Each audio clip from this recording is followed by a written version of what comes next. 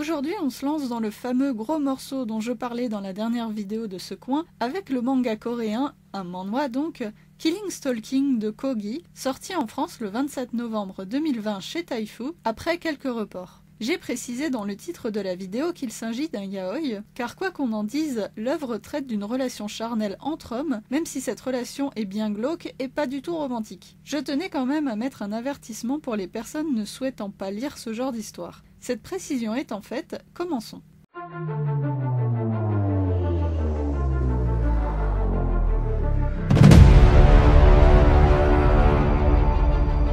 Ça faisait des années que j'entendais parler de Killing Stalking, mais n'étant pas amatrice du format des manhwas sur internet, j'avais toujours rechigné à m'y mettre, sans parler du design des personnages qui ne m'inspiraient pas des masses. Du coup, quand les éditions Taifu ont annoncé que l'œuvre rejoignait leur catalogue, je n'ai pas sauté au plafond, mais je me suis dit que c'était l'occasion de tester, histoire de voir ce que vaut ce manhwa qui revient quand même régulièrement dans la sphère du yaoi, et dont les avis divergent quand même pas mal. Bon, déjà, le format papier m'a étonné, puisque le tome est plus grand qu'un tome classique, ce qui fait plutôt tâche dans la bibliothèque. Pour ceux qui connaissent, c'est à peu près le format de Made in Abyss. J'ai été un peu déçu par la couverture, parce que je trouve celle de l'édition originale plus sympa, mais ça c'est qu'une question de goût. Pour le reste, l'édition reliée est vraiment de très belle qualité, objectivement, tout en couleur sur un papier glacé, ça vaut bien son prix un peu plus élevé que la moyenne. Rentrons maintenant dans le vif du sujet, de quoi ça parle Killing Stalking. Et je m'excuse d'avance pour les défauts de prononciation des noms coréens, n'hésitez pas à me corriger dans les commentaires. Yeonbum est un jeune homme au physique de celui qui ne dort clairement pas assez la nuit, qui nous introduit à l'histoire en annonçant qu'il est attiré par un autre jeune homme, Oh Sang-woo, mais qu'il préfère le cacher puisqu'ils sont tous les deux des garçons. Il explique qu'il en aurait été autrement s'il avait été une femme, mais que dans la situation présente, il passerait juste pour un stalker. Et effectivement, sa vision de l'amour paraît rapidement plutôt excessive. Le cadre universitaire et coréen est assez original pour les lecteurs qui seraient, comme moi, plus habitués au manga japonais. On parle notamment du service militaire toujours obligatoire en Corée du Sud, et l'âge des personnages nous place directement dans un univers plus adulte. On apprend donc que Yeonbum a été malmené et agressé pendant son service militaire, mais qu'il a été sauvé de justesse par Sang-woo, ce qui a déclenché son amour obsessionnel et assez malsain pour lui, qui n'a fait que grandir encore quand ils se sont retrouvés ensuite dans la même université, bien qu'il n'ait jamais eu plus qu'un vague contact visuel de loin pendant un cours. On nous met rapidement face au problème psychologique de notre personnage principal, qui sait pertinemment que son comportement est anormal, mais qui est incapable de se canaliser. Il ira jusqu'à tenter d'entrer par effraction dans la maison de l'élu de son petit cœur perturbé, ce qui mènera à une scène de tension assez intéressante et des révélations aussi surprenantes que malsaines.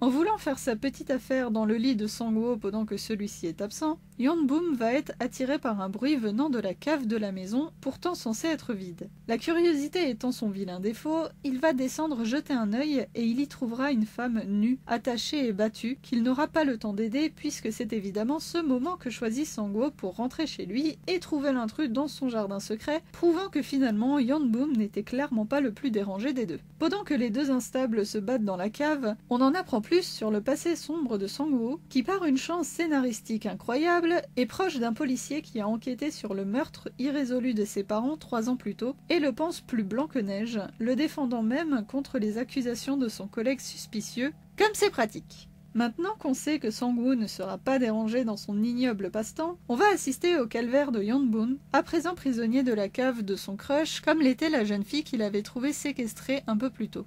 Une relation tordue commence alors à se tisser entre eux. L'esprit faible et souffrant de Yeonbum est un terrain fertile pour la manipulation psychotique de Sang-woo, qui prend un malin plaisir à s'amuser avec cette victime un peu différente des autres, puisque c'est un homme, et qu'en plus il lui est totalement soumis et obéissant malgré les maltraitances qu'il lui fait subir, toujours teinté de gestes qu'il fait passer pour tendres, afin de se valoriser et de rabaisser d'autant plus son jouet presque consentant. Au bout de quelque temps, la relation entre eux devient presque une illusion de couple enfoncé dans une relation toxique. On retrouve une métaphore grotesque dépeignant le quotidien que pourrait avoir une femme battue, qui obéit, accepte les punitions injustes et les coups par peur, et pire que ça, qui est trop terrorisée pour fuir même quand l'occasion se présente, bien que cette occasion soit évidemment orchestrée par Sang-woo pour le torturer psychologiquement et jouer avec son mental fragile en s'assurant de sa fidélité.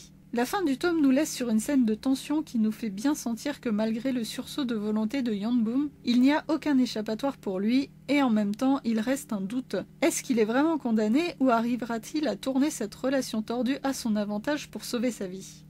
Le tome est presque entièrement un huis clos dans la maison de Sang-woo. Le style avec ses cases décalées et les arrière-plans plutôt vides apporte un climat de tension intéressant qui nous fait tenir en haleine jusqu'aux dernières pages. Si vous êtes fan d'histoires de tueurs en série, de thrillers horrifiques et de personnages troubles qui nous forcent à choisir entre le mauvais et le pire, vous serez largement servi avec Killing Stalking. Je ne dirais pas que c'est la révélation de l'année puisque ça suit beaucoup les codes des genres que j'ai cités, et pour les habitués c'est relativement classique, mais le point de vue adopté est intéressant, l'intrigue bien menée, et je suis franchement curieuse de voir comment Yeonbum va se sortir de tout ça et dans quel sens ça le fera changer par la suite. Va-t-il revenir sur le droit chemin et en sortir grandi et guéri, ou va-t-il sombrer à son tour dans la monstruosité et assouvir ses plus bas instincts? En attendant les réponses à ces questions épineuses, prenez soin de vous et au plaisir de vous retrouver dans un autre coin de la chaîne.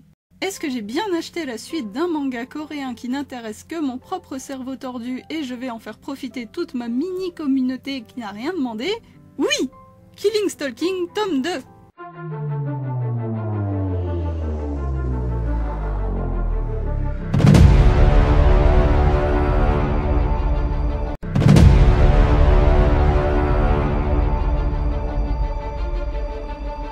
On retrouve Yeonbum en bien fâcheuse position, exactement dans la situation où on l'avait laissé à la fin du premier tome. Il se retrouve bien malgré lui forcé de manger le plat empoisonné qu'il avait préparé pour son bourreau. En bonne victime, il se demande si Sang-woo lui pardonnerait s'il lui avouait tout, et peu importe la situation, il ne faut jamais donner de crédit à quelqu'un qui vous fait du mal. Donc, il a le bon réflexe de ne rien dire et de se faire intelligemment vomir dès que l'occasion se présente. Il a bien du courage, notre brave Yeonbum. Malheureusement, ça l'a évidemment rendu malade, ce qui n'est étrangement pas le cas de Sang-woo. Donc sachez-le, les tueurs en série sociopathes sont immunisés à la mort au rat. On n'est pas dans le caca, moi je vous le dis.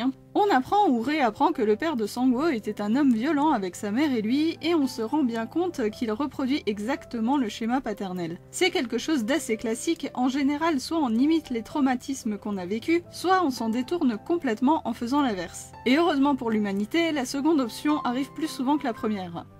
Je crois. J'espère. Dans tous les cas, avoir souffert ne justifie pas et ne donne absolument pas le droit de faire souffrir les autres, surtout des gens qui n'ont rien à voir avec tout ça. Après cette petite session de souvenirs désagréables, Yeonbum décide de nous rappeler que lui aussi, à la base, il n'est pas très net et nos deux petits arrêts partagent un moment intime assez glauque, mais intéressant dans le sens où Sang-woo a l'air de commencer à avoir un certain attachement envers Yeonbum. Déjà, il l'avait amené dans la chambre au lieu de le remettre dans la cave. Est-ce un signe qu'il existe encore un petit cœur flétri sous la noirceur de son âme, ou avait-il simplement besoin de la place pour une autre victime? Étrangement, Sang-woo commence à agir comme un petit mari attentif envers Yeonbum. Les maltraitances s'arrêtent pour de bon et il le traite même comme un véritable être humain. Incroyable! Maintenant, le tout est de savoir s'il fait ça parce qu'il projette le souvenir de sa mère sur Yeonbum, ce qui serait tordu, s'il a une intention précise en tête comme l'utiliser comme complice, ce qui serait étonnant, s'il le traite bien pour mieux le briser ensuite, ce qui serait horrifiant, ou s'il a réellement développé des sentiments à son égard, ce qui serait désappointant. Fort heureusement, notre personnage principal n'a pas complètement sombré dans la folie amoureuse et compte bien toujours trouver un moyen de se faire la malle. Il va donc profiter de ce lien de pseudo-confiance qui se tisse entre eux et tenter une escapade un jour que Sang-woo le laisse complètement seul à la maison. Après quelques hallucinations des plus morbides et une nouvelle preuve que la santé mentale de Yeonbum est bien abîmée et ce depuis bien longtemps, il réussit enfin à atteindre la porte d'entrée gardée par Sang-woo. Oups. Évidemment, même s'il tente de partir et d'appeler à l'aide de toutes ses forces, c'est peine perdue pour cette fois et Yeonbum est ramené de force dans la cave, encore une fois. Sang-woo avait tout prévu dans son plaisir tordu de le faire souffrir.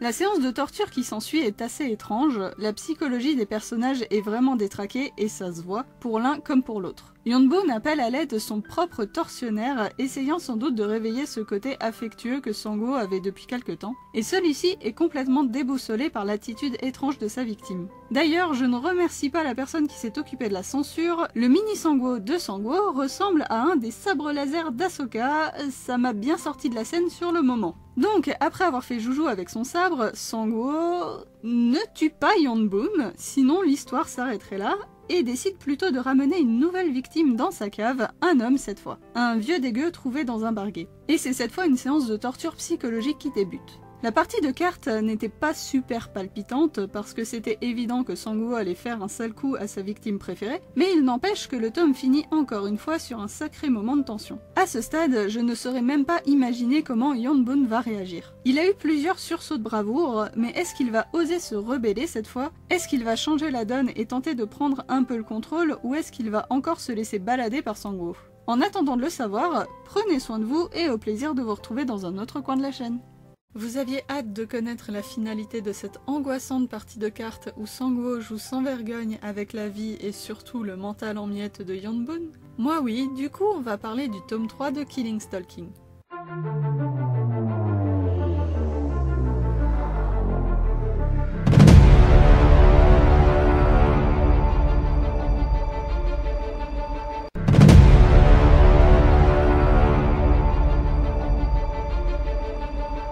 La fin du tome 2 avait laissé notre héros en bien fâcheuse posture. Je l'avais bien dit, il ne faut jamais faire confiance à quelqu'un qui vous fait du mal, même si son attitude a l'air d'avoir changé, c'est toujours pour mieux vous planter un couteau dans le dos.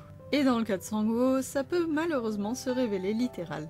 Il met donc un couteau entre les mains du vieux dégueu trouvé dans un bar et qui l'a fait gagner à son petit jeu de survie en induisant Yeon-bun en erreur intentionnellement. Il lui donne pour directive de tuer notre pauvre héros, mais ôter la vie de quelqu'un n'est pas aussi évident pour tout le monde que pour lui, heureusement d'ailleurs. Et l'homme émet des réserves à plusieurs reprises, tellement que Sang-woo est obligé de l'aider lui-même. Du moins c'est ce qu'il prétend, et en bon petit manipulateur vicieux qu'il est, il retourne complètement la situation en usant de ses victimes comme un enfant dérangé jouerait avec des poupées. Sauf que ces poupées-là, elles sont vivantes. Pour l'une d'entre elles du moins. Yeon-bun est physiquement sauf, mais son bourreau étant bien décidé à lui faire croire qu'il a tué l'autre victime, pas sûr qu'il tienne encore le coup longtemps psychologiquement. À se demander comment la série a pu atteindre 8 tomes. Après cet énième meurtre au palmarès de Sang-woo, qui veut donc partager son petit hobby avec son chéri, on a droit à une petite pause qui nous montre le quotidien du fameux policier qui avait eu la présence d'esprit d'avoir des doutes sur notre psychopathe préféré. Mais tout n'est pas tout rose de son côté pour autant. On a la situation classique du flic fraîchement arrivé de la grande ville et qui redémarre au bas de l'échelle avec tous les inconvénients que ça implique, notamment de se faire traiter comme un stagiaire à l'intelligence limitée. On a donc droit à une petite critique du système de police coréen, dont je ne saurais dire si elle est pertinente, mais vu les exemples ailleurs, j'aurais tendance à penser que oui. On en apprend aussi un peu plus sur son passé, même si l'histoire de son père mériterait un peu plus de précision. Pour moi, tout est resté un peu flou, il y a apparemment eu une erreur judiciaire, son père a été tué et lui a été mis au placard, mais les détails ne sont pas super clairs. Ou c'est juste moi qui a du mal à comprendre.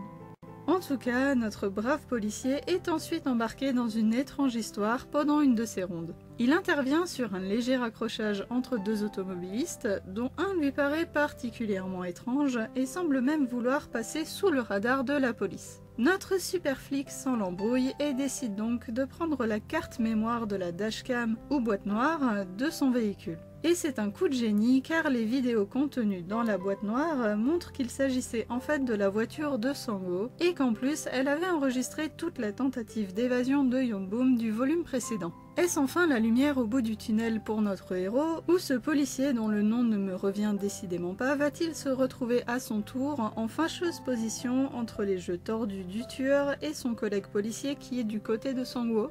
Pour le moment, il décide simplement de camper dans sa voiture devant la maison du suspect, histoire d'épier un peu ses petites habitudes. J'ai l'impression de voir une évolution assez intelligente du scénario, j'espère que ça va continuer comme ça. Malheureusement, on garde quand même les codes du thriller, et au moment où Monsieur l'agent n'était plus qu'à une porte de découvrir le vilain secret de Sang-woo, celui-ci rapplique alors qu'il était censé être parti pour plusieurs heures. C'est le problème du statut intouchable du méchant principal, tout comme le héros qui ne peut pas mourir avant au moins la fin de l'histoire, il fait preuve d'une chance insolente dans toutes les situations qui pourraient lui causer du tort. Ainsi, le policier entre dans la maison et inspecte l'endroit sans rien y trouver. Ça laisse place à une certaine tension, on ne sait pas si Sang-woo va le laisser repartir vivant malgré son statut d'homme de loi. La gestion du suspense est toujours un point fort de la série. Par contre, Yeonbum s'est bien planqué sans faire de bruit et sans donner aucun indice quant à sa présence, comme je le pensais. Ce qui est relativement frustrant, même si c'était attendu venant de ce personnage qui ne brille pas par son courage. D'ailleurs, il s'est tellement bien caché que même Sang-woo a cru qu'il avait réussi à s'enfuir. Faut le faire. Ça reste une occasion manquée pour la liberté de notre héros, mais c'est visiblement un grand pas en avant dans sa relation avec son bourreau, bien que ce ne soit pas une bonne chose. Sang-woo est beaucoup plus attaché à sa victime qu'il n'a l'air de le penser lui-même. Oserais-je trouver ça mignon? Pas sûr. Décidément, ils sont aussi perchés l'un que l'autre. Reste à savoir si Yeonbum est resté à cause de son amour tordu, parce qu'il a peur de Sang-woo, ou parce qu'il craint qu'on l'accuse du meurtre de l'homme du début. On a un petit retour à la réalité quand Sang-woo va vider l'appartement de Yeonbum. Il n'avait pris aucune précaution pour qu'il ne soit pas porté disparu, mais ce n'était apparemment pas la peine de s'inquiéter, puisque personne ne se soucie assez de lui pour remarquer son absence, pas même sa propriétaire qui ne percevait pourtant plus le loyer. Mais heureusement pour lui, son adorable bourreau rentre à la maison avec ses affaires, mais surtout des béquilles, pour qu'il puisse enfin tenir debout tout seul, ce dont il était incapable à cause des tortures qu'il avait subies précédemment. Sang-woo a tellement pris la confiance depuis l'incident avec le flic qu'il décide d'emmener son jouet favori avec lui au centre commercial. C'est un sacré retournement, mais après tout, ça commençait à devenir compliqué pour faire évoluer l'histoire de rester coincé en huis clos. On a donc droit à une surprenante sortie en amoureux qui est bien éprouvante pour Yeonbum, qui a toujours des hallucinations plutôt oppressantes. Et après une nouvelle non-tentative de fuite, on apprend que Sang-woo a une vie sociale et veut amener sa victime préférée à une soirée. Je le sens vraiment mal là. J'ai bien l'intuition que la partie sur cette soirée va être relativement difficile à lire, mais ce sera pour le prochain volume. Dans celui-là, on en apprend plus sur le personnage du policier, en espérant que cette enquête puisse redorer son blason. Il a l'air d'en avoir gros sur le cœur, ce serait bien qu'il soit utile et pas juste pour les péripéties. Mais on voit surtout que notre tueur en série assoit de plus en plus son autorité et son influence sur Yeonbum. Il devient totalement conditionné pour obéir sagement, et la subtilité, c'est sans doute qu'il n'a même pas vraiment envie de désobéir non plus. On le voit rejeter Sang-woo quand ils sont ensemble, et pourtant il le cherche de lui-même quand il n'est pas là. Sa psychologie est un enfer actuellement, même si je ne suis pas sûre qu'on puisse parler de syndrome de Stockholm, ça a l'air un peu différent, et ce que pourrait inventer Sang-woo pour le torturer par la suite n'est vraiment pas rassurant. C'est le but, vous me direz. Mais mettre notre héros au contact d'un groupe d'amis du psychopathe après avoir appuyé sur le fait que Yeonbum avait des jouets sexuels masculins chez lui et qu'il n'avait jamais eu de relation charnelle, j'espère que mon esprit est plus imaginativement tordu que le scénario, parce que sinon ça risque de très mal finir cette histoire. Mais je serai quand même présente pour la suite, que voulez-vous, j'aime me faire du mal. En attendant, prenez soin de vous et au plaisir de vous retrouver dans un autre coin de la chaîne.